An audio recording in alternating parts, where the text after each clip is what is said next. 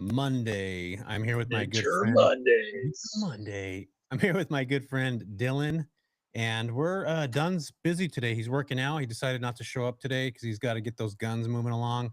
But Dylan and I are here. We're going to be talking all things Yep. midterm rentals, right, Dylan? Oh yeah. What do you got going on today, buddy? Yes.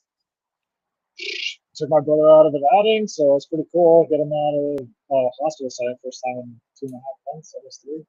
So it's pretty cool, and yeah, getting ready to get him out tomorrow. So just hanging out, man.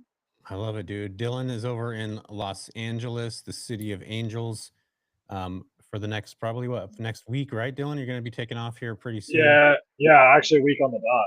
Yep. Yeah, so Dylan's gonna be jamming out of the beautiful state of California. I think he's not really too happy being in California, right, Dylan? Or what are your thoughts here, man? I don't want to hate on your audience right now, trust me. So I'll reserve my thoughts and comments. I don't know. I'll just put it to you to people like this way. I don't know how people deal with the traffic. Yeah, I'm with you on that. I do not like traffic. It's not my friend, nor do I want it to be my friend, nor do I care that much about traffic. It's too time Yeah. consuming. But um, I mean, LA's got a lot of opportunities for people that are going there. So I get it, but also just like, man, that's a lot. So yeah, I'm showing up here today, guys, because we're going to be talking about a lot of things. I'm going to be breaking down. Dylan and I are both going to be covering top markets and cities that I think are really great for midterm rentals in 2025. Dylan and I are part of my mentorship program where we have all these different students that are in different backgrounds and different markets, and we get to kind of see where people are doing well, and then we also get to look at like what those markets actually look like. So we're going to be talking about hidden gem markets that are still affordable, but still profitable, which I think is still available nowadays, even with higher interest rates, which is why people are getting involved with midterm rentals. We're going to talk about markets to avoid due to oversaturation, regulation, or declining demand, which can happen and does happen in a lot of markets. Which we're going to talk about those things. We're going to talk about, specifically like what things to look at in a market and how to actually, stay in a position that's going to allow you to grow in a specific city. So, I think right now let's jump into pricing. Why it's really important to look at pricing. Why it's going to be an important factor and three factors that I usually look at, Dylan, and maybe you do too. But when I'm looking at like, is a market going to be the right market? Is it actually going to work for me?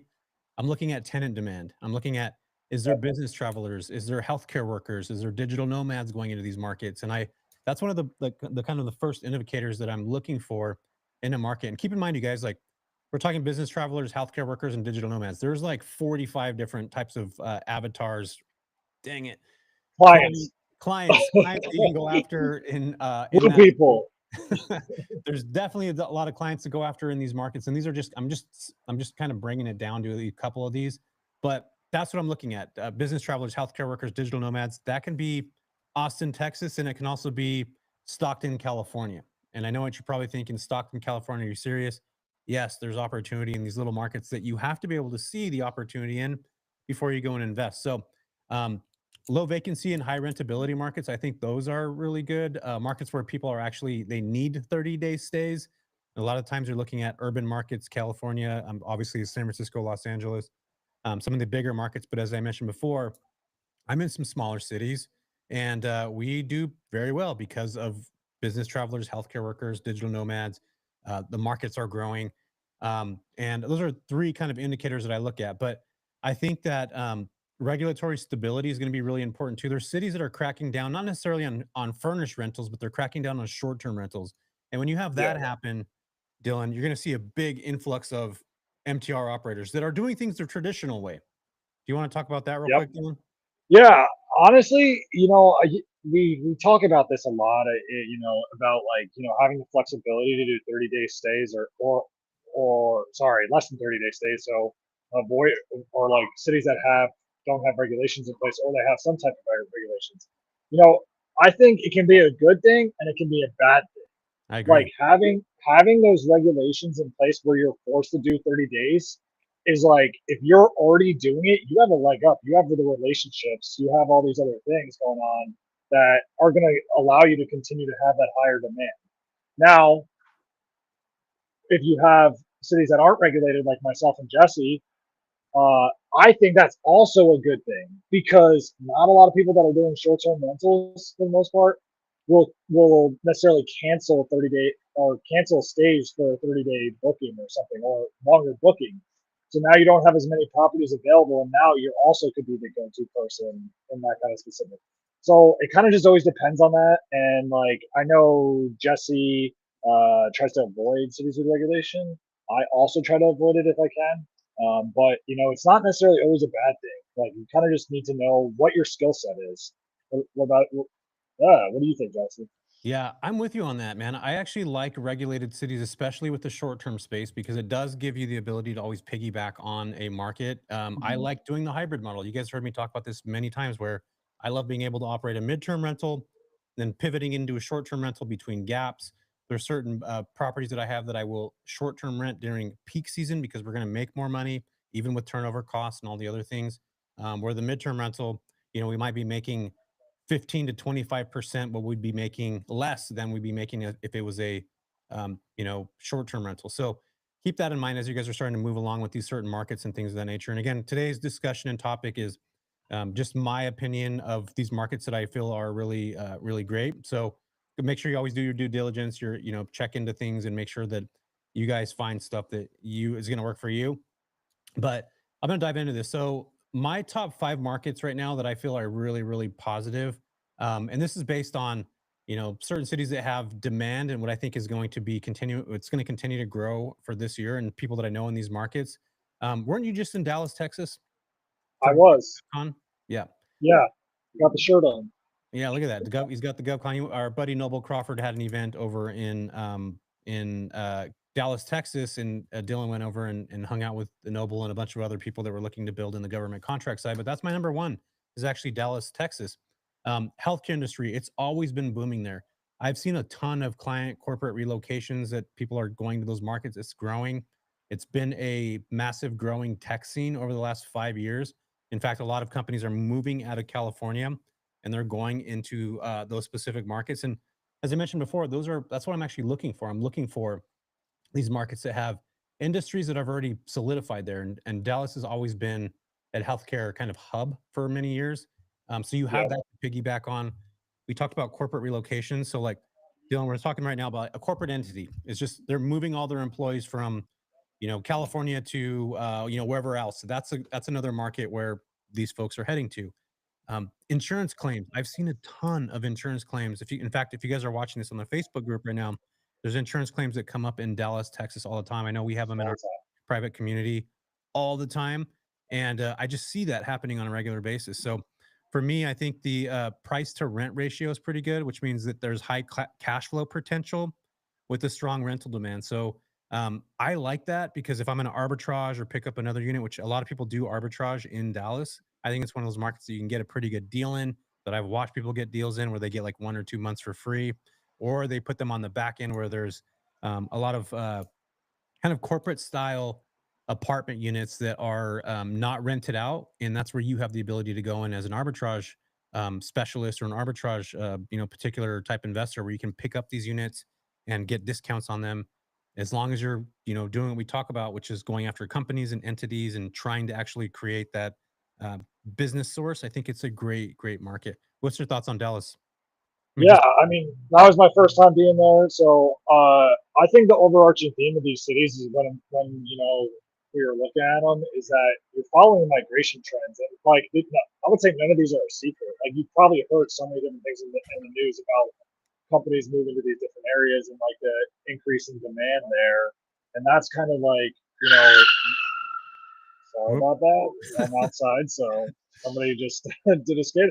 But yeah, so I think Dallas is really great. From everything I was seeing, there was also a lot of building down in that area. So like, you know, even if you can't get out to these cities that you're looking at probably investing, Google Maps or whatever that's called, Google Earth, and you drop the little guy down in the thing and just kind of look and see what the timeline is of like that building and everything like that. So you're definitely want to be in those metropolitan areas like Dallas, right, where you're also seeing that expansion outside of the city too, because that's going to help you on so many different ways for the like insurance relocations and stuff like that.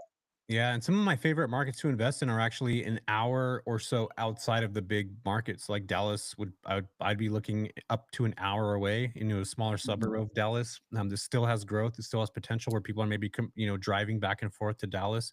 Those are things to think about. But Dylan's right. A lot of these, the five cities that we're going to talk about today, they're not a secret. In fact, Furnish Finder talked about them at the summit this year.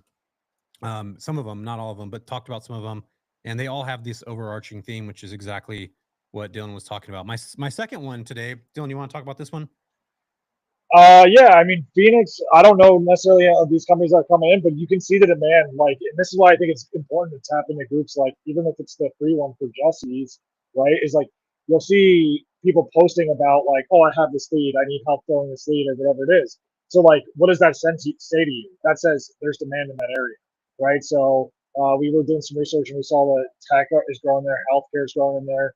What's great about Phoenix is it's pretty warm and has that nice climate all year long, and so you have that. And again, you're talking about a decently major city, and then outside of it, where you're having a bunch of insurance claims, and you'll see people like Mike Stone, who's a huge operator there, constantly filling his properties with that kind of stuff, right? So having those snowbirds and all those different types of clientele is going to be really great because you're not only going to be able to get the healthcare professionals, the corporate, rentals of whatever it is, of whoever's moving into that area, those different businesses. But then you're also getting those long-term vacationers or somebody who's like in a state like mine when it's cold and been 10 degrees for like a month straight, Yeah. and they want to get out of there. So single-family homes are definitely, I would say, the way you want to go in that market as well. And condos, stuff kind of like that. What's your Yeah. thoughts, Jesse, on I- Phoenix?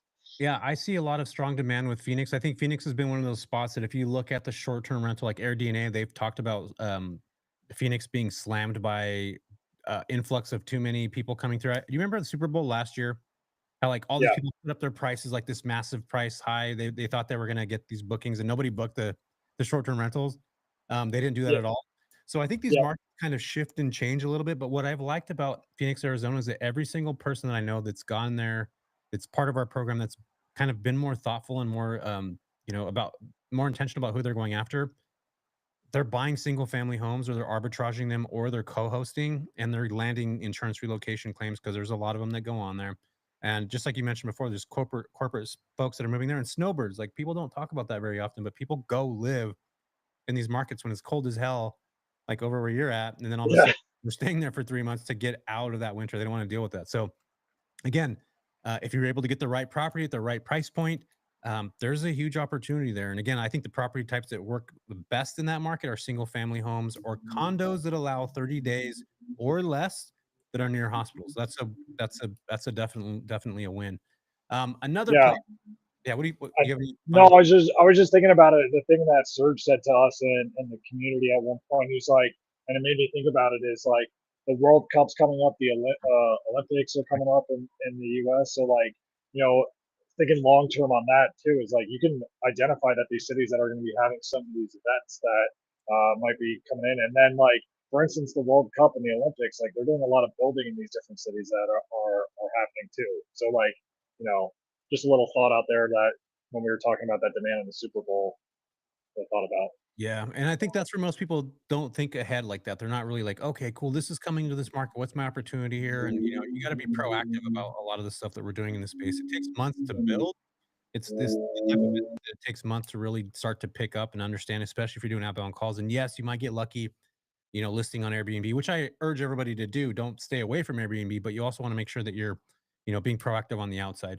My number three city is going to be, this is a super fast growing city. It's Tampa, Florida. It's been growing for quite some time now. There's an influx of folks that are remote workers and it's year round demand. In fact, we have a shout out to Sade, who's one of our students who's out in that market. She's been able to grow a substantial business out there. And who's she actually renting to? Medical professionals, insurance clients. There's a lot of relocation, military relocations that are happening over in that space. So, again, this is one of those markets that is pretty big, and I also feel it has a ton of opportunity in it if you are going after these companies, like we talk about, how we're being really hyper focused on intentional about who we're talking to. We're lead generating on Furnish Finder. We're talking to people on Airbnb that send us notes that want to book our properties. Like, where are they coming from? What are they doing? What assignment are they on? What type of companies are coming there? That's how you start to get that information from these people. You extract it so that now you can go and talk to who's actually in charge, not the gatekeeper, right? Which the gatekeeper typically is somebody that doesn't necessarily give you all that information, but you need to go who's actually, you need to go after go. If I could talk right today, Dylan, you need to go Words. you need to go after the people that are actually in charge of making the actual decisions. And a lot of the times we're like stuck through, Dylan's reaching out to me, but he needs to go reach out to his employer, and then they need to go to the HR department. We want to actually get a hold of the person that's making the decisions. And I think Tampa, Florida is another one. Here's one where one of our you want to talk about this one, Nashville, and maybe talk about Will? Nashville. Yeah. Yeah, I mean, like, if you're in Nashville or you want to be in Nashville, you need to connect with Will first off. Like, that's like just a starting point, and Claire Bennett, and then we have a few other people in that area that are doing amazing things, right? And like, again, another city that is not, it's probably been on your radar, like, Mhm. and now it's been up and coming, or has already been. I guess it's here. Is it what they would say? It's all But yeah, you have the music industry, you have the healthcare again coming in, and then you have global relocations. You've heard companies moving into them and stuff like that. So you'll have all that kind of similar demand. And again, it's all about that forward thinking of whatever it is. Like I stayed in Nashville in 20 end of 2017, and like I could see the development going on. You know, I was just out of college and didn't think about real estate investing at the time, but I wish I did at that time because I guarantee a lot of those properties appreciating are absolutely crushing them. And yeah. so, like, people like Will are like ahead of the curve. They have the demand. You know, they're filling their properties with having these relationships. And I don't know, Jesse, do you know off the top of your head if Nashville is regulated or not? To our first point, I think there's short-term rental regulations there, but I don't think there's any midterm or anything like that. But I just know that, I mm-hmm. mean, if you think about just like the music scene there, corporate entities that Yeah, are going there, it's there's just the entertainment industry is just massive there. And this is again where like where Dylan's talking about, if we become hyper focused on what is this market actually about? Like, what does this yeah, market actually entail? Now, how do we go find these professionals?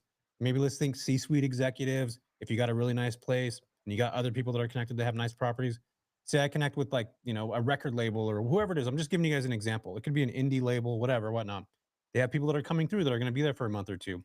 That's where you're able to set up that relationship. And then they go somewhere else and say they go to Dylan's market. I have now have a relationship with Dylan, where I can send him these information and now pass that referral on to somebody else. So again, I think there's a lot of ways to be able to build a substantial business, but you got to make sure you're connecting with each other. And Nashville's always been one of those spaces that I feel is like really strong.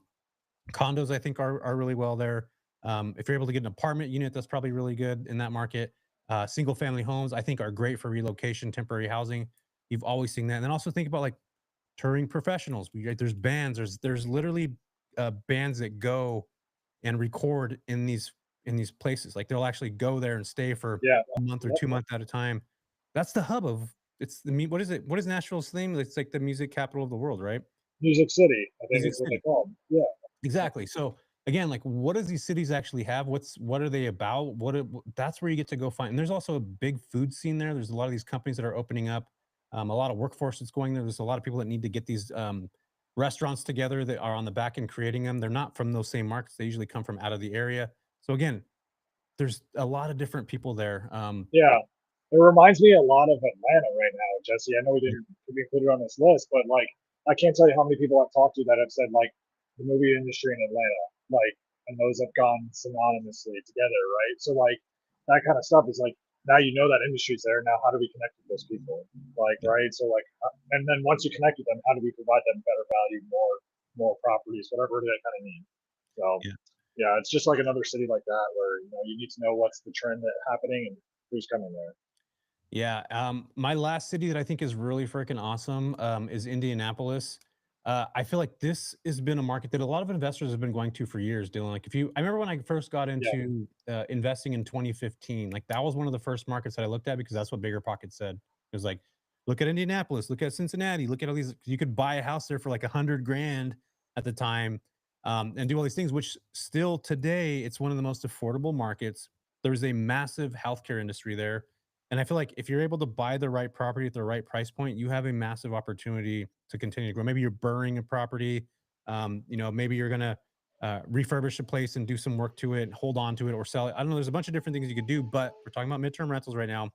Who's actually renting there, Dylan? Who are the renters that are in Indianapolis Oh, right you got it. I think medical professionals is the biggest one now? from the people that I've talked to that operate there. And then, like anywhere you go, right, literally anywhere, you're gonna have the insurance claims and all that kind of stuff. But you're also, what's been huge in Indianapolis is like the sports teams. Yeah. Like, not only now do you have the Indiana Fever with Caitlin Clark, but like you have that demand now. Now you have all these other things too. And so like there's a bunch of different sports teams in that Indianapolis market that you have people coming in for a certain amount of times. And like it's a great area for all that kind of stuff. I've never been in Indianapolis. I don't know necessarily what the building's like, but it would be, and it's on that lower price point. When people say the interest rates are too high and I can't find a house that's going to cash flow, like this is a one that I feel like you probably can more Yeah. than likely right on zero. Yeah, indies is just that market that is going to allow you to do that. I totally agree with you, man. I think that's one of those markets that if you're able to nail down a niche and you really understand it, and you're able to Mm-hmm. buy there at a relatively decent price point, especially if you live in like California, New York, you're making pretty decent cash. You don't have to put down, a few hundred thousand or 100,000 like you do here in California to buy a property. Maybe you put down 40 or 50 or 60 there, but there's just so much more potential. I think your dollar is going to go a lot further in those markets than it is in others. So a couple right here. I was debating whether I should talk about these or not. I am some hidden gems that I think are Don't really do it. some hidden gems that if they're not on your market radar yet, they should be. Um, Greenville, South Carolina, there's a booming business hub that's happening out there right now. There's a strong demand for corporate housing. I've seen it. I've watched it. I'm looking at the, kind of the industry trends. And if you guys go use Google Trends, you can actually see a lot of what's actually happening in these markets. Companies that are looking for housing in those markets. It's cool, kind of a cool concept to even look at names and midterm rentals. It shows that it's been growing exponentially over the last couple of years. Boise, Idaho, another place that a lot of Californians have been going to. There's remote workers that are heading there. There's a massive growing tech industry. Go look this up. This is stuff that I'm telling you that's based on facts. It's not me just, me just making these things up. Go look at it. Talk about this one right here, the New Mexico place, Dylan. This is I feel like is a strong market right now. It's affordable as well.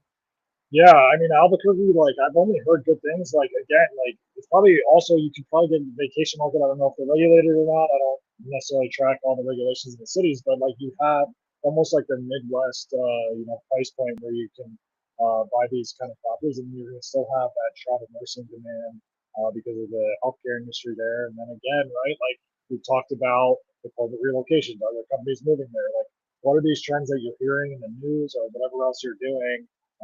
And like if you're hearing these, it's time to go and look into these markets to understand how can we fill that need. And so like Albuquerque is another one that's just like I've heard of it a couple times in different companies moving over. Yeah. So And also, I think Netflix is growing like this massive, like yeah, freaking 6 block studio that's just huge. I think that the whole thing they're with they're doing it in New Jersey too. I think it's Red Bank, New really? Jersey. Yep, yep. Because my brother was thinking about he. I grew up in Jersey for those that don't know, but they heard that and like now he's thinking about buying a property there for that specific demand, right? It's like being on top of those trends. Yeah, I think there's a lot there. But also New Albuquerque has dang, I forget oh, there's a lot of travel nurses there. We had a student that a while back that was getting a lot of travel nurses that were going into that market. And again, you want to keep in mind you want to use different types of clients, but I think Breaking Bad put Albuquerque, New Mexico on the map, and that's when they started thinking about going to New Mexico because it was Yeah, way cheaper to do stuff there than it is obviously in California. Um, okay, cool. So we got that Albuquerque. Colorado Springs is another one I think is a really fantastic market. I think there's a lot of opportunity there right now. There is military relocations, which Dylan is learning a lot about government contracts right now. I think anytime you involve the military in anything or there's the potential for housing, it's a great sector to get into. And there's a growing tech sector that's going into Colorado Springs too. Go look it up. Again, this is stuff that you guys can all see. Type in, if you guys have Chat GPT or something, type in like, if I'm in a midterm rent in Colorado Springs, what's the potential there? And it'll bring up a lot of stuff and you get to see, was that my sound effect for all the stuff coming? Was that, that was pretty good. I was like that that. good? Yeah, it's pretty good. That was an algorithm from ChatGPT typing out there. So anytime you guys hear me do that, it's exactly what I'm doing. But It's like anyway, the old typewriter noise. yeah, there's just I think again, there's markets are if you're paying attention to it, there's a lot of opportunity there. Pricing in Colorado Springs is kind of heavy as far as housing goes. It's about $449,000. It's gone up 1% over the last year, which is not very good. But the market's still seeing some pretty strong shifts when it comes to pricing and potentially dropping 5 to 10% because of supply. So there's been properties that are just been sitting in that market. And again, this is where investors like you and I, who are creative, who are modern investors, who are thinking a little bit different, Yeah. we can go into these markets and buy a property and grab that demand, which again I think is really really a positive and powerful position to be in. And then my last one is going to be in North Carolina. You want to talk about this one? Yeah, I mean, it used to be called Fort Bragg, right? So, or not the city, but the wait, sorry, words. Uh, no, there's some military relocation there because you have Fort Bragg, which is one of the biggest army bases, right? Which is now, I think, Fort Liberty, um, right in that area. So, like, you have those families moving in and out, trainings happening there of 6 months or whatever it is. So then you're going to have that demand of people want to be with their families in that market while they're training. Because like 6 months away from anybody is tough, right? So like there's that demand right there, and then you're also having again those like well, I guess on that whole, I'll stay on the military thing real quick. It's like when there's military bases, there's also military government contractors and a bunch of other things that bring people to that area. So you'll also have engineers or people traveling or government officials to whatever it is. So you'll have a lot of that kind of stuff going on right there. And then I'm not particularly sure what the price point of properties in, but I would say it's probably in the 400, low 400s. 200. Oh, all right. So even lower than I thought. So 200, 200. up 3.7% over the last year, and it's expected to increase 3% into 2025. So you have some pretty freaking decent Yeah. um, movement. And then also E4 rank military officers, they get advanced housing allowances, and it's looking like it's right around almost $1,900 to $2,200, which is pretty freaking awesome. That's something to think about when you guys look at. I need to. Did Noble talk about this at all? With Yeah, you can. I can talk about it really quick yeah, on both sides. So, uh, right, if you literally just Google what's called basic housing allowance or BAH, I know basic housing allowance it's HA, but then the acronym is BHA. I don't know. I still don't know why that is, but it will tell you E1 through O9, which E is enlisted, O is officer, and it will tell you what they make as a single person or a single person with family and dependents. And it will Mhm. tell you what that housing allowance is. So you can look at that and you can see, all right, where does it make sense for these individuals to rent properties? Can I get a property underneath that makes sense for 3 bedroom, 2 bath, and that's like a very easy way to understand, at least in the long-term rental space, is that property will cash flow very very quickly and that kind of thing. Again, though, like be careful a little bit because people like me, when I was in the military, are single dudes or whatever it is, and they want to save as much money as possible. So that's we'll have that. But on the other side of like lodging and other things like that is you have what's called GSA rates, which are like a lodging allowance that people can spend in a hotel, and it'll tell you the amount per night. I don't want to speak more about it because I'm not super familiar, but that's the level of extent I feel super comfortable with speaking about. Yeah, no, and I think that's right. These are other investment strategies that I think are, really well connected to the midterm space, and Yeah, they give you a lot more flexibility. And just keep in mind the average market rent right now in how do you say that place? Fayetteville. Fayetteville, yeah. Yeah, Yep. it's average market rent's 1,300. So if we look at the E4 allowance, which is $1,900 to $2,200, I mean, somebody could buy a property today and cash flow from it if they just had that rank of an officer coming into. It's not an officer. E4 is a That's enlisted. in, Enlisted, yeah. got you. So that's just like a general, not just coming in like. Can you explain E1 to E2, E3, Yeah, E4? yeah, yeah. So E1 is basically like someone who just got into the military and they just went through boot camp. No So tenure. it's enlisted. Yeah. So they basically, they can have a college degree, but for some reason, like they didn't decide to go the officer route.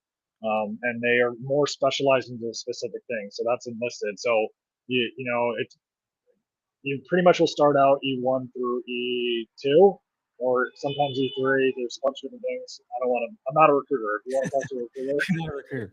yeah. Yeah. But so that's kind of that, and then you rank up by time and rate and what the needs and demands are in the military. So that's kind of how it is. And then the officer side, everyone comes in as an O1, unless you require enlisted, because you can tell from the list of officer, then you come in as an O1E, which means officer first rank and then enlisted, and then you go up from there. So if you see like these bases, I would really base most of your numbers off of like an E4, E5 rank. This is a little gem actually. Now that I'm thinking about it, E4, E5 rank is where you're going to want to be because those are like people moving off base pretty Hmm. quickly. Because E1 through E3 more than likely are not living off base, They're on the and very. then you want to look at O2 and O3. Families because those are again going to be the most officers that there are. You can still get other people, but that's going to be the most amount of people that are in. Yeah, I'm totally with you on that. And again, going back to what we talked about earlier, if you just wanted a long-term rent there, I mean, you're already going to cash flow if you happen to have E4 Yep. higher ranked, military members coming in your house. Which again, we're talking about general rent. We're not talking about midterm rentals. We're just talking about general rent. $1,300 for a 3-2. Now you're able to, make a little bit more like. So again, it's like, who are you targeting? Who's the client that you're going after? Is it military? What specifically? Like, who is it? I think you have to be really intentional about those things. But again, I really liked that market when I keep looking at it because of its affordability. So again, and there's a lot of demand there. East Coast, East Coast, East Coast. I know, Dylan's an East Coast guy. I'm more of a West Coast guy. Okay, so I'm gonna go through some markets right now, and these markets, I actually put them as risky markets, but I want to talk about them a little bit more in detail because I know people that are operating here very well, and they have extremely positive businesses. I'm going to talk about Christine first, who is in Las Vegas, Nevada. When she came into our program about a year ago, I was really worried because she was the first person that I ever met. It was, operating that wanted to come in and really create a business in Vegas. And I'm just like, oh my gosh, STR has been struggling there because of conversions. Like a lot of people that had short-term rentals weren't allowed to do it because the city cracked down on it. Right? They started finding people, and then all of a sudden, everybody switched to 30-day model. And I was like, this is going to be hard for her. It's going to be hard for her to figure this out. And that was actually true. Most short-term rental conversions that switch from short-term to midterm rentals, they're struggling to fill 30-day stays. In fact, a lot of people have been selling off. But there's people like Christine who have been able to go into saturated markets, like Las Vegas, like Los Angeles, like San Francisco, but they learned these other ways of actually creating opportunities. She's probably one of the better operators that I know in general, and she's based out of Vegas and is doing extremely well. Not just on her co-hosting business, she's doing referral leads there. She's doing her own connections. She's actually going in and knocking on doors of the hotels. And I don't mean like knocking on the actual doors of the hotels of people that are staying there, but I mean like knocking on the doors of the hotels, getting a hold of people and saying, "Hey, if you have executives that are coming in, we'd love to have you stay. We'd love to have them, stay with us."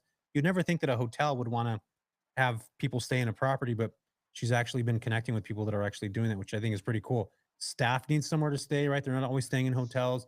So she's been able to really get into that ecosystem of a market that's saturated, that we all know is saturated, that we've all seen with the short term rental side flip into midterm rentals and so fast that a lot of those folks just aren't doing well. But she is continuing to kill it with their business partner, Katie, because they have the foundations down, right? They're going after these I was companies. going to say, Jesse, what's the separator? What's the separator? Or if you were telling somebody that's like, hey, I want to invest in Las Vegas, what would you tell them they need to do?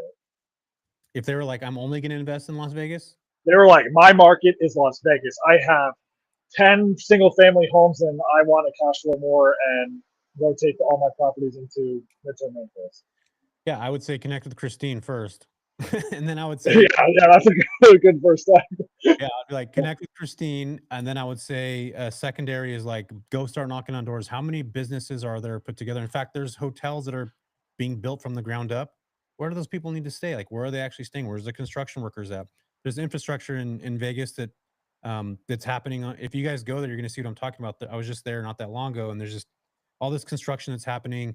Hotels. There was the old, I forget what the hotel name was. It was being converted into another hotel. They're tearing it down. They're rebuilding it back up. There's engineers that are there. There's people that are staying there that probably would rather likely most likely want to be in a house. I mean, we've all stayed in hotels and like it's just not fun. Even in Vegas, like it's cool for a couple of days, like when you're hanging out partying or whatever, but you're gonna be living there. Do you want to live in a freaking 100 square foot place? So you have to think again, what am I actually bringing that's going to come to value for the individual that are staying here? How close is it to job sites? Things like that. So Las Vegas, Los Angeles, San Francisco have always been markets for me that are like, ooh, they're a little scary, but they're just also really, um, they're really great markets. Like San Francisco, tech is exiting San Francisco. We know that. There's declining corporate demand in San Francisco. We know that. This market's still adjusting. We're still understanding stuff. So what's worked yesterday or last year in the midterm space isn't necessarily going to work this year. So you have to keep your ear to the ground, which is why you guys are here right now. I see this with Los Angeles too. There's a lot more regulations that are hitting, especially with the city right now. There's rents that are going up like 150%, which I think is wild. And it's not being controlled. Is that going to be hard for people that have been operating there for a long time to continue to operate? Maybe so. And it's also really unaffordable in that market to buy. So again, those are markets that I'm like, you got to give and take. If you're going to create a business or you already have property there, freaking go for it. But if I was investing new cash and capital today, I'd probably try to stay away from San Francisco and maybe go to the outskirts of Los Angeles. And if I was going to go into Vegas, I'd be super intentional about connecting with people in that market because not everybody's doing that. Also, Portland, Oregon, and Texas. Those are also really fantastic. Austin, Texas are also two really good markets. I've watched people crush it there. Massive STR crackdown in Austin. There's high competition in furnished rentals. So you have to make sure that you're separating yourself from like literally everybody else. How am I doing that? And that's where that connection with these companies, connection with the agencies that are going there, keeping your ear to the ground of who's actually there, knocking on some doors and figuring out how can I actually be of service to these companies that are coming here. Those are things that need to happen in those markets. So Yeah, Jesse, I think, we started the conversation, I think, saying like, yes, like with the regulations, even if places are regulated, like you can still do well. It yeah, just, right? It depends on what your strategy is, right? If you want to be on the more passive side, which I don't think Jesse and I would recommend in the midterm rental space of like having your properties on Airbnb and furnished finder and all these other things, like you have to account for higher vacancies then when you're underwriting and purchasing these properties. Maybe you're only getting booked 6 months out of the year. Like, and that's just the reality of the situation. But if you want to really crush it in these spaces, that's when you got to like start connecting with people like Christine, learn what she did, and then she like Jesse talked about knocking on these doors, doing these different things to allow her to become the name and force of nature in Las Vegas with her partner Katie French. So like that's just a little, I guess, knowledge drop right there. no, you're good. There's a message. I wish I could say your name right. To Laney, to Lame, Twalam, to Lame. I don't know how to say it. Dang it. I'm sorry. I'm sorry. Thank you for your service. 21 years in the Air Force, TLF temporary living facility. Having furnished rentals is nice, especially if they have linens and kitchen equipment. Dude, that's like that's all a service member wants, something super basic. But again, like what if we go a little bit beyond that? What if we go a little bit, do a little bit more for that? But again, that's pretty standard. And he also is asking, um, how where did Christine get her business to business contracts? Christine was part of our mentorship and academy program, so she like got out the framework and all that stuff. In fact, I have a YouTube video with her on there. Go check it out. It's Belinda. I'm sorry, Belinda. I was looking at your YouTube name. That's all it's showing me on here. So Belinda was actually the one asking that question. So yeah, I mean, contracts again. Keep in mind, you guys, like when we talk about contracts, there's two different routes you can go with that. Contract could be like a lease. People think it's a lease, or it's an actual contract from a facility that says, I'm going to rent to Dylan. We're going to rent for 1 year. We're going to be paying $5,000 a month, whether there's people there or not. These are the guests that are going to be staying there. The agency or the company is actually taking the responsibility for the client. Those are things to think about. Like that's how you're getting a contract with a company that's actually the leasee on the property. And then you have their guests that are staying. So the company's actually in charge. So should have whiteboarded this. Maybe we could do it next time where it's like the company's actually taking charge. They have the guests that are actually the guests, but the company has the they're actually the key holders. They're the leasee. Um, and Belinda just said she watched it twice with Christine. Yeah, Christine is she's on a different level. I think she's Monster. just hyper focused on like everything that I talk about here with like going after companies and businesses. She's just like erase the She takes noise. it to another level. Yeah, man. yeah, Like that's really what it is. She like hyper focuses on whatever it's talked about, and then her and her partner just go and don't stop. And that's what it is. It's consistency and persistence, right? yeah. Just those two things, and you'll get through it. I totally agree to that. Yeah, and if you just do those two things long enough, I mean, there's definitely a massive way to be able to build. Um, the other part of this is I want to make sure that you guys. I mean, again, these are markets that I believe are good. There's probably people that are watching this or listening to this that are in these markets. I'm like, I'm crushing it there. Yes, I'm not necessarily talking to everybody. These are markets that I believe are, you know, they have potential. And I'm just going to run through this real quick. But what I normally do when I'm looking for markets or properties, I'm looking for exactly what we said earlier: booming industries, healthcare, tech, military, insurance. You want to make sure to use those kinds of things. Use Furnish Finder, Air DNA, Mash Visor. You want to look for check specific demand for these markets. I would make sure to pay attention to what's called ADR, which is average daily rate for 30 days plus. So average daily rate could be $100.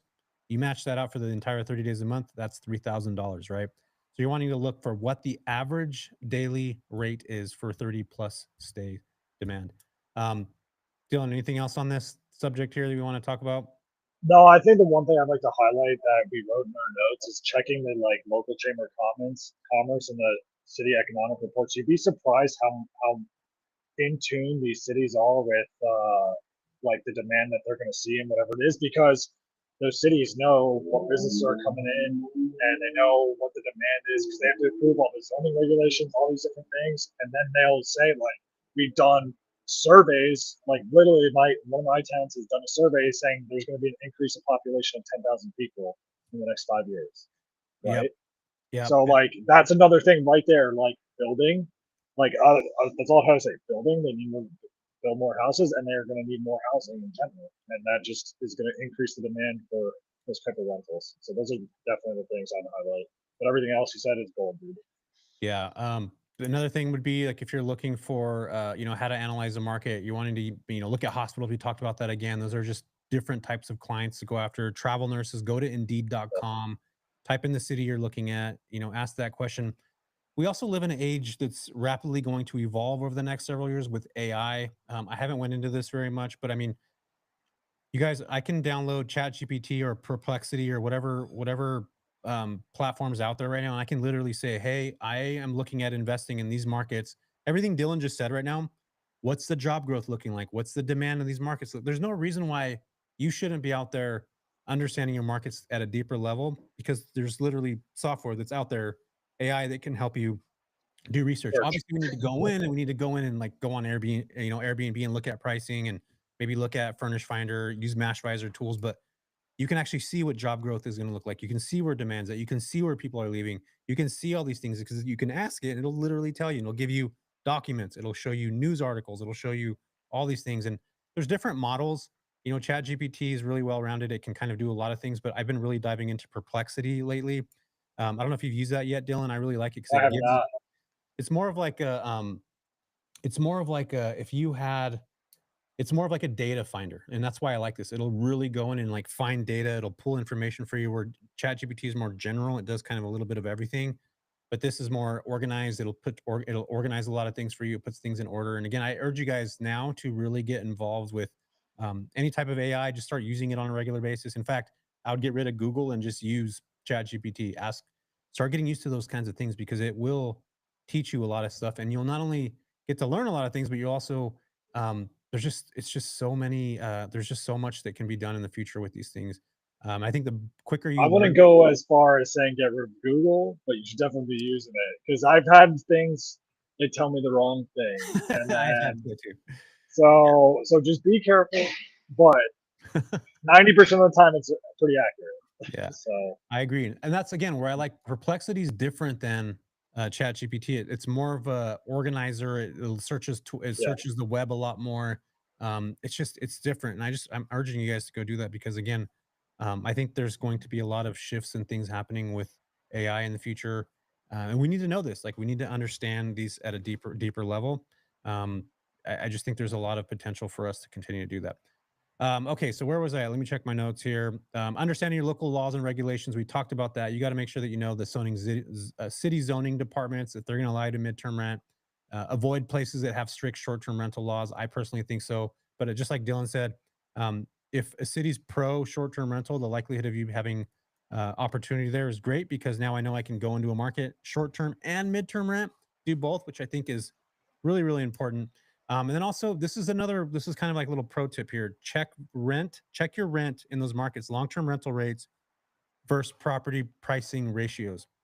So you need to make sure you're comparing rental demand for purchase price. Does it actually make sense? Is this going to work as a long term if my midterm fails? You have to think, is this going to work as a long term if my short term fails? Again, if you're going to be buying property, what's an ideal market? We just talked about a couple today, right? Affordable home prices plus strong midterm rental demand. That puts you in that level of like, okay, cool. I'm in a really good position right now. And Yeah, again, I think the only thing I'd like to add on that is like David Green, when he was on Bigger Pockets, would always say like or like cash flow or whatever you want to call it, or revenue is your defense mechanism against like basically whatever it is for real estate, while appreciation's like barely where you're going to create that wealth. And so like what Jesse's highlighting is like if it's not going to work in the short term, midterm space, like can you still hold on to that property and still build wealth that way? And like that, if that's the case, then I would say go for it personally. yeah, yeah, I totally agree. A couple notes that I think are really going to be important for you guys.